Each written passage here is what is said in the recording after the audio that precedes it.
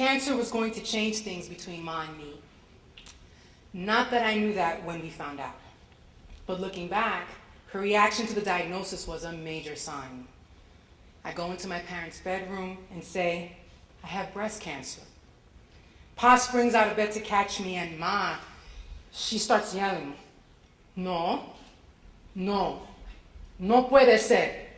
Before I know it, she's on her feet, jumping up and down, crying hysterically at God and calling out my name. Before that moment, Ma has never lost it over me. A week passes. I get over the shock, assume pink warrior status. I had no idea how often this would involve defying La Pura, even though she had breast cancer in 2000. Her way of dealing? Undergoing a lumpectomy, having 20 rounds of radiation, and otherwise doing whatever the doctor told her, then completely forgetting that it ever happened. Ma wanted me to keep my diagnosis a secret, even from family, who lived 2 blocks away. No lo pone en Facebook. That's when I realized, at least on a subconscious level, that cancer was giving me an opportunity to heal something much more profound. And it required having the courage to not listen to my mother. I had to fight breast cancer my way, even if it meant denying my opportunities to mother me on her terms. Take my diet. Before the surgery, I cut out all her staples. Milk, cheese, white rice, white flour. What's a Dominican mother to do when her daughter goes on a black supremacist diet? She makes arroz con gandules with brown rice, and hating every spoonful. She bogarts my consultation with the breast surgeon. My tumor was 3.3 centimeters, and as you can see, I'm not only a member of the itty-bitty-titty committee, I'm also the president. So my surgeon says, one option is to do chemo first, let it shrink the tumor, and then have a lumpectomy so you can conserve the breast.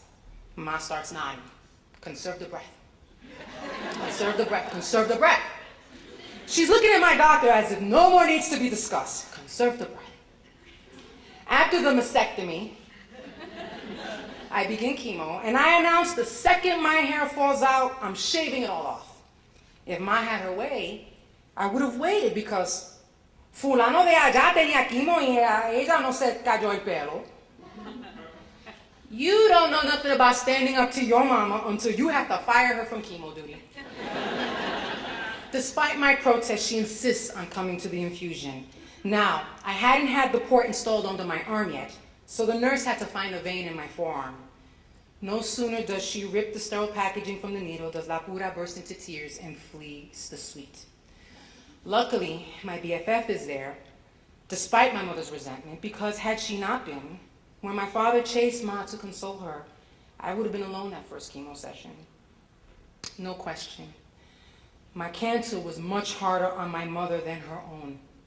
My cancer was much harder on her than it was on me. Her first line of nurture, cooking, had failed her. She had to watch her change of life baby, who was born with a full head of hair that never fell out, go bald. And despite this self-imposed obligation to come to chemo, she couldn't handle watching me hooked up to an IV.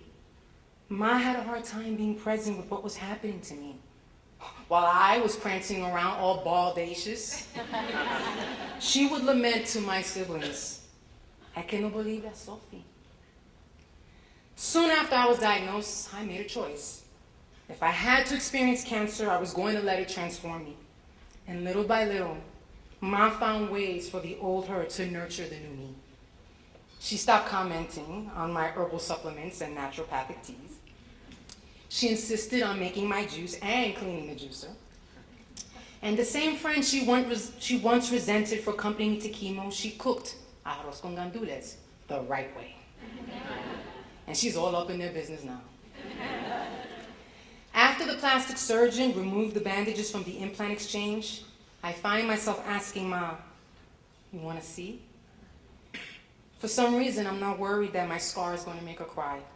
We steal into the bathroom like 2 teenage girls trying on bras for the first time. I lift my shirt. He did a good job, right, Ma? Oh yeah. Magnificent. We have a new ritual now.